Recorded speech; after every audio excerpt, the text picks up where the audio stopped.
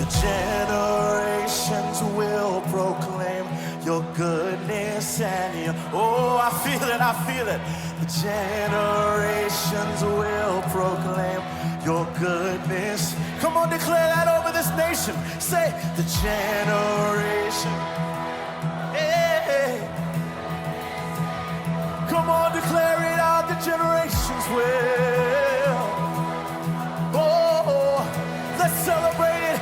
Come on, the generations. Generations will proclaim your goodness and your glory. I am Eve, the mother of mankind, the first to walk with God in the garden, the one who sank her teeth into the forbidden fruit that changed history. I am Sarah, who left my people in my comfort zone to link arms with my husband in a new land to raise up nations. I am Hagar, escaping the heat of my mistress by running to the desert with my Ishmael and discovering God who sees his daughters in the wilderness. I am Esther, orphan turned queen, called into the palace to pray, persuade, and leverage my privilege for my people. I am Rahab, who extended a rope of hope to strangers because I believed in the power of God and became the mother to Boaz, the great-great-grandmother of King David. I am Ruth, a widow-turned-warrior who worked, gleaned, and gained the attention of one Boaz, who stands a story of how God turns ashes into beauty. I am Hannah, weeping in the synagogue for God to open up my womb and then experiencing the miracle of my sweet boy Samuel, my gift back to the giver. I am Elizabeth, who became a mother, even with wrinkled face and tired shoulders, who birthed John, the friend and forerunner of Jesus Christ himself. I am Mary, the mother of God's own son, who watched him die a horrible death on the cross, but stands witness to the power of resurrection. You're the new mother, cradling your little one in your arms, wondering if you were cut out for this constant work of changing diapers, wiping noses, buckling into car seats and grocery carts. You're the grandmother, serving up sticky spaghetti and meatballs, along with Bible stories and songs to help them grow in strength and faith. You are the wife who stood by her husband's graveside, burying him too soon and burying his grown children to help them navigate their grief. You are the single woman, watching other women's children, waiting, wondering when it will be your turn. You are the working mom, packing lunches, slipping into heels, and whisking them off to school before the bell rings before you start your day. You're the adoptive mom, crossing cultures to mother, to raise up, to stand in the gap for this child who carries the blood of another. You're the single mom, never really wanting to do it alone, but you remember who's watching as you discover the inner strengths you never knew you had. You're the mother whose children and babies have already gone to heaven, who endures the sting each Mother's Day that reminds you of this deep and hidden loss. Your tears glisten like stars, tiny holes of light pricking through the night sky. And he sees you there, and he does care. He walks with you every step of the way. He waits patiently for you to come home. He comforts you in sorrow. You are precious to him. You're the missionary to the outcast. You're the sister to the prodigal. You're the friend to the friendless. You are the coach to the child. You are the mentor to the young mother. We are the women who prepared his body for burial, who washed his feet with our hair, who stood by him when others denied him. We are the women who were first to the tomb, finding the stone rolled away, afraid but filled with joy. We are the women who are sent out to preach the good news, to tell the story of our risen Christ. We are the women who pray for our children, our husbands, our city, our country, our neighbors and friends. Mothers of all kinds and all journeys. We do not cease to give thanks to you today. And I just want to wish you all a happy Mother's Day. And even though we are not together as we normally are, and we pray for all our moms, if you know a mom that's in the car with you, in the car beside you, I would just ask to give them thanks, and let's pray for them right now. Lord, we just thank you for these moms from all different walks of life and all different journeys, Lord. We honor them today. We thank you for who they are. Lord, I just ask for strength and wisdom for each and every Mom. I just ask that you make them realize how precious they are to you. And when they feel that the weight of the world and they just can't move on, that you just remind them of who you are and who you created them to be. Lord, we thank you for our mothers, those that are here and those that aren't here. We pray for an awesome Mother's Day. In your name we pray. Amen.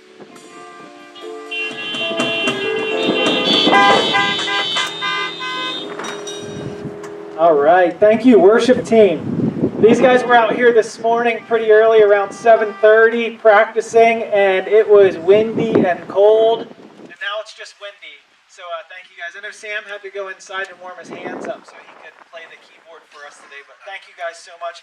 We're so blessed to have a worship team that I put them up to this, and they say yes. So thank you guys so much. Yeah, let's give them a honk instead of a hand. Thank you guys so much. I am going to get right to this. As most of you guys know, we've been trying to keep this service to about an hour because if you're like me, there's 3 kids in the car with my wife right now, so we try to get through this pretty quickly this morning.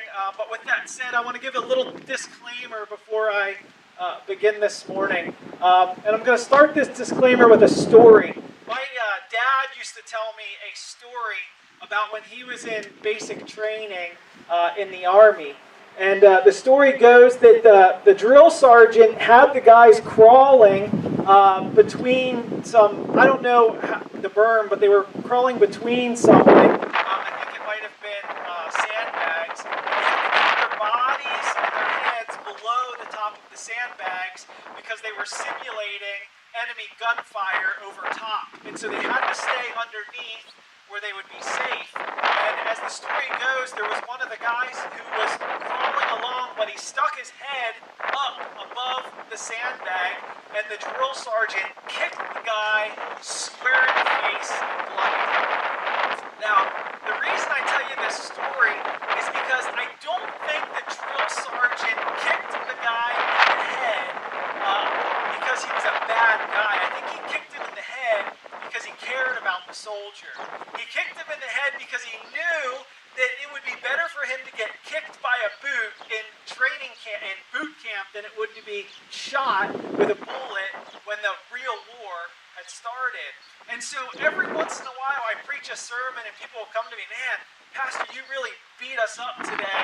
And I don't mean to beat you up sometimes, but I feel like a drill sergeant sometimes, knowing that we are training here and we're going to go out into the world, and if we are not ready and equipped here, we're going to be hurt when we go out into the world. And so today, my disclaimer is this might be one of those messages this morning. God just kicked my butt a little bit this week, so I'm going to share it with you, and maybe he'll do the same thing to you. So is that okay with you guys this morning?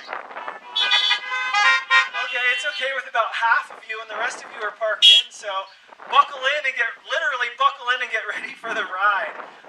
If you've been watching the news or have turned on the radio, or let's just be honest, if you just haven't been living under a rock, you've heard the terms in the last few weeks: vaccination, vaccine, immunization, inoculation, immunity, herd immunity. We've been hearing all these things about different vaccinations and things that are going on in context with the COVID-19. And I want to talk to you today when the title of my sermon is going to be Spiritually Vaccinated. Now listen, I'm not going to preach on COVID-19, but I want you to hear this title again. The title is Spiritually Vaccinated. And now let me explain to you where I'm going to go this morning, because it might be a different direction than you think. According to the World Health Organization, another organization that's been in the news a lot lately, this is the definition of immunization. It says, immunization is the process whereby a person is made immune or resistant to an infectious disease, typically by the administration of a vaccine. Vaccines stimulate the body's own immune system to protect the person against subsequent infections or disease. A person becomes immune to a disease when the body has been exposed to it either through illness or vaccination. The immune system develops antibodies to the disease so that it cannot be made sick again. Okay, here is my version of defining that. To get a vaccine, it means that you get injected with just a little bit of the disease. Maybe a dead portion of the disease or an impotent portion of the disease, but you get a little bit of the disease, just enough that your body recognizes it and can develop antibodies against it so that if you're ever exposed to the real thing, you're resistant or immune to it. What I want to talk about today is how we as a people and many around us have become vaccinated, if you will, or immune to the true gospel because we've been getting injected with just little bits of superficial religion our entire lives. I want to talk today about the true gospel and how it changes us and how many of us might have just been infected with a little bit of that superficial religion and it has made us immune or resistant to the true gospel. I preach a message like this knowing that we live in Lancaster County. You would look around and think one of the most religious places in the world. It's just such a conservative area, conservative Christian area where everything we look at seems to have some sort of religion to it. But we've been fed by such a young age so much superficial religion that I believe that many of us have become resistant to the real thing. We've decided that religion, we've decided that being a Christian is about following a certain number of rules. It's about having the correct political affiliation. It's about knowing enough Bible stories. It's about knowing how to talk like a Christian and walk like a Christian. But really, the gospel is about a change in your life. And I think that so many in our area have been so just around superficial religion for so long that when the real thing comes along, they can't recognize it and they're immune to it and resistant to it. And so today I want to talk about what a real living relationship with Jesus looks like. I believe that this is one of the reasons why the church has lost so much of its power. Because we have turned being a Christian, we have turned following God into following a certain set of rules instead of pursuing a relationship with Him. And so today, I want to free some of you from this, and I want to expose you to the real deal, that we can be infected with the true gospel. Are you with me so far? Is this making sense yet? All right. I want to read you this verse from Luke chapter 11, verse 36 to 35. It says, "When Jesus had finished speaking, a Pharisee invited him to eat with him. So he went in and reclined at the table, but the Pharisee was surprised when he noticed that Jesus did not first wash his hands before the meal." Interesting. This Pharisee invites Jesus over to his house to eat, and the first thing the Pharisee notices is that, what in the world? He's not washing his hands. Now, this is before we have all these things going along in our society, but this was more of a ceremonial hand washing that religious people would do. And the first thing that we notice is that Jesus doesn't just conform to the religious standard of the day. He doesn't wash his hands. Then it says, the Lord said to him, "Now then, you Pharisee, you clean the outside of the cup and dish, but inside you are full of greed and wickedness. You foolish people, did not the one who made the outside make the inside also? But now, as for what is inside, be generous with the poor, and everything will be clean to you. Woe to the Pharisees, because you give God a tenth of your mint, rue, and other kinds of garden herbs, but you neglect justice and love of God. You should have practiced the latter without leaving the former undone. Woe to you, Pharisees, because you love the most important seats in the synagogues and respectful greetings in the marketplace. Woe to you, because you are like unmarked graves, which people walk over without knowing it. One of the experts of the law answered him, Teacher, when you say these things, you insult us. Jesus replied, And you experts of the law, woe to you, because you load people down with burdens they can hardly carry, and you yourselves will not lift one finger to help them. Wow. I think if Jesus was talking to us, he'd say, look, you never miss a Sunday.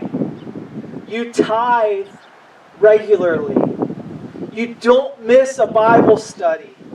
Heck, you even volunteer for the church. You do all these good things. You keep all these rules. You seem to check off all the boxes of what you're supposed to do, but in the process of doing all the right things, you've neglected your love for me and your love for people. And I think this is a challenge to us as a church, because so often we can get caught up with what we're doing and the rules that we're keeping and the things that we stay busy with that we forget about the relationship with God. Because our relationship with Him is not based on the works that we do. It's not based on our tithe. It's not based on our showing up. All these things are great, and we want you to show up to church. See, I don't think a lot of pastors would preach a sermon like this, but it's not the most important thing. Giving your tithe is not the most important thing that makes your relationship with God. Showing up every Sunday is not what makes your relationship with God. It is your love and your growing together with Him that is important. So listen, are you following all the rules but not pursuing a relationship with God and with people? Listen, now's where the rubber meets the road. Listen, and I'm talking to church folk here today. Maybe you haven't missed a church service in a few years, but you're missing your kids' baseball games. Maybe you're on your way to church and you get a phone call from a drug-addicted relative to go to Bible. I'm sorry, I can't talk right now because I got to get to church to help your neighbor who's in need right now. Maybe, just maybe, you come to church and you amen the sermon and you honk your horns and you lift your hands, but you get home and you yell at your family when you get home. Do you understand that the gospel is deeper than the actions that we do? It's what we are inside. It's a change. It's not an action that we do. It's a change inside of us. And we as a culture have so turned our relationship or our Christianity into what are the rules that I'm going to keep? What are the things that I'm going to do? What are the check marks that I can check off because I did my Christian duty? Well, again, all those things are great and we want to do those things out of love for God. Sometimes we replace pursuing a relationship with Him into obeying all the rules that we've put in place for ourselves. Can I tell you, I'd rather you miss a church service if you got to go help a family member. It's just the truth. Sometimes we neglect the greater part of the law because we're trying to keep all the little things that we think are important. I'm going to keep preaching because I can. Listen, we used to joke around when I was in college. We used to joke around about the theology majors in school because the theology majors love to sit around and debate theology. And let's just be honest right now. Those of you that know me, I love theology. I love studying Scripture. I can stay up all night and debate the finer points of eschatology and theology. I love it. So don't get me wrong here, and it's important to study Scripture. But the joke used to be in college that we would wonder, when are the theology majors actually going to get saved? Because they seem to love to know so much about God, but they didn't love God or love people. And so we need to be studying Scripture. We need to be getting into Scripture. But if I read Scripture and study and get all sorts of degrees and ordinations and things like this, and I get through all this stuff, but I'm not growing in my love for God and my love for people, it is a waste of my time. I don't care how much you've spent on going to different places to worship God or what you've done, gone to different conferences. If you're not growing in your love for God, you might be getting puffed up with knowledge, but if you do not love people and love Him more and fall more and more in love with Him in the process, you're missing the whole point of the gospel. It's not about getting smart. It's not about keeping rules. It's about your life totally and radically changing because of your love for Him. The more I understand about the Bible, the more I love people. That's how we ought to understand things. I look at it like this, and I heard this earlier this week, and I'm going to adapt it to myself, but Lindsay and I, we will be married 13 years this summer. And I could imagine, 13 years. Some of you are like, I have shoes older than that. But anyway, we'll have been married 13 years. But when I proposed to her, it would have been funny, don't you think, if I would have said, Lindsay, I really want to marry you. So as we get married, I want to promise you a couple things. If you agree to marry me, I promise to you that I will give you at least 2 kisses every day. I'll give you 2 kisses every day. I can give you 4 hugs every day. I'll hold your hand at least twice a week, and I'll let you just talk my ear off without responding at least once a week. If you agree to that, we'll get married. And sure enough, we'll get married, and we're in our marriage, and I give her a kiss in the morning. I'm like, okay, honey, that's your first kiss for the day. You got 2 more coming. Here's a hug. You got a couple more coming with that. Hey, let's hold hands. Let's check that off. Let's check that box off that we've done that. Can I tell you, that's not what Lindsay would want out of marriage. She doesn't want me to keep a bunch of rules. What she wants is my love and affection.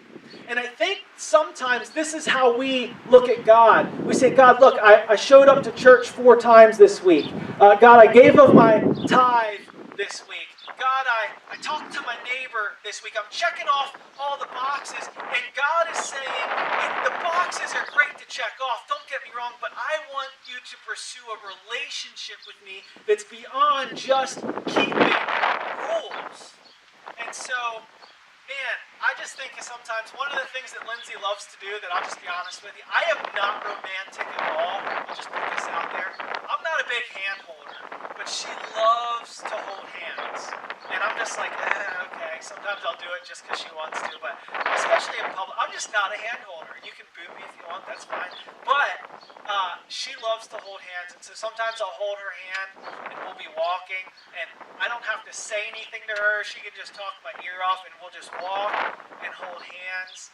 And sometimes I think that that's what God wants from us. It's like, listen, I don't care about all the rules. I don't care about all the things that we're trying to check off. Just take me by the hand and walk with me and grow in your love with me and your relationship with me.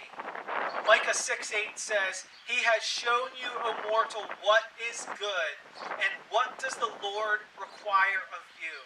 To act justly, and to love mercy, and to walk humbly before your God. To love mercy. I want to stop for 1 second and just address this. I wasn't planning on doing this, but I love mercy. Or I should say, I love when people give me mercy. But I don't always love giving mercy myself. If we're going to follow Jesus, we also have to be able to give mercy, not just receive mercy. We got to love people enough to give them mercy that we want extended towards us.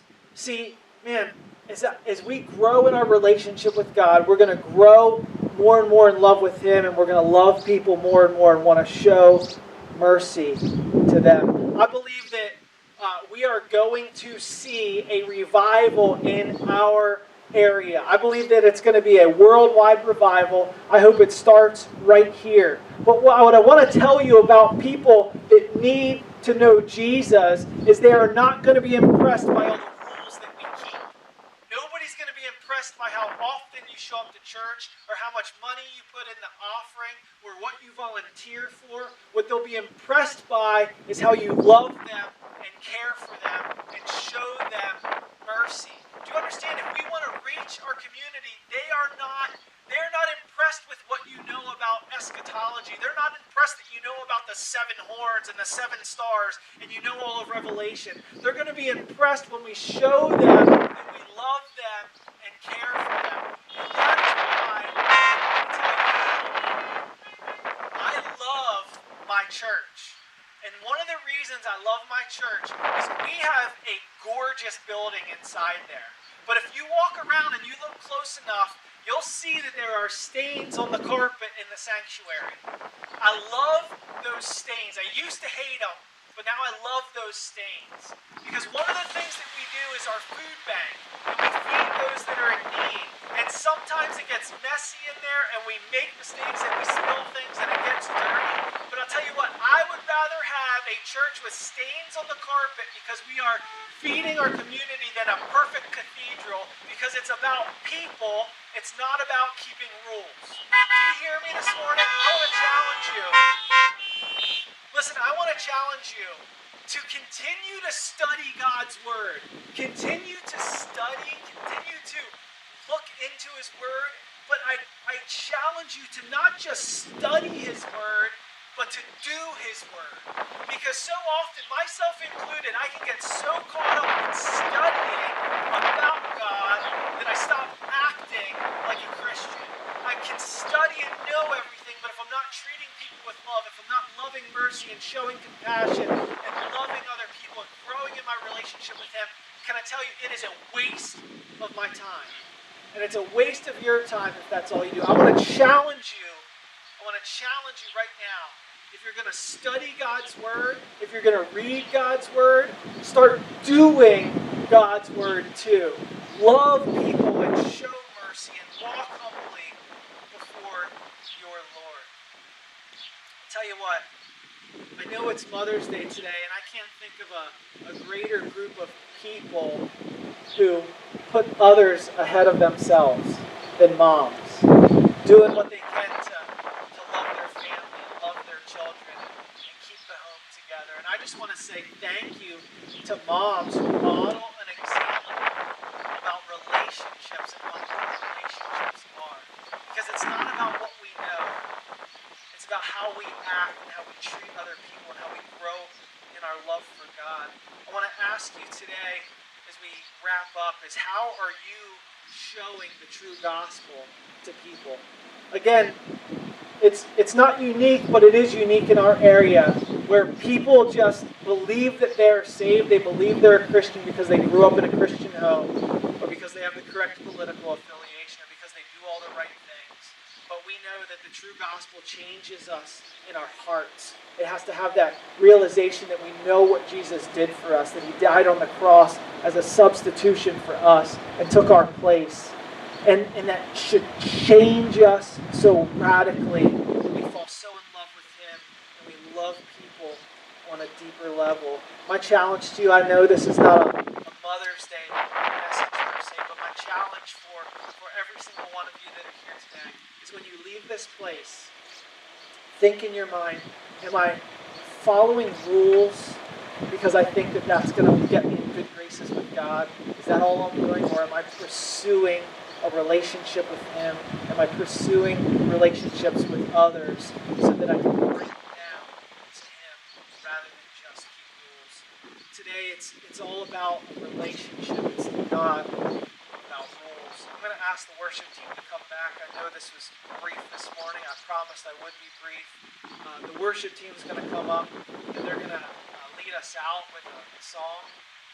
And as they lead us out with a song, when we start dismissing, I want to let the mothers know that we love you guys so much and are so glad that you're here with us today. We have a gift for you. I'm stalling for a few moments here so that we can get ready to give you those gifts. What we're going to do is, as we dismiss this direction, if there's a mom in your car, wave us down and we have a gift for the mom. If there's several moms in your car, I do want to say that these gifts are for moms that are here with us today. So don't say, Don't be one of those that says, "Oh, I forgot it was Mother's Day. I'm going to go see my mom for lunch. I'm going to grab one of these and give it to her." If there's a mom here with us today, the gift is for you. Is that cool? I guess it wasn't cool. All right, it is cool. All right. Again, we love you guys. Let me close in prayer. I know this is a short message, but I pray that it challenges you. God, I thank you so much that you have called us into relationship with you. You haven't called us into being rule keepers per se, but you've called us into a growing and loving relationship with you. Help us to continue to follow what you've called us to follow, but help us to not neglect the things that are important to you. Love of you and love of the kingdom. Lord, help us to reach our community with your compassion and mercy. In your name we pray. Amen.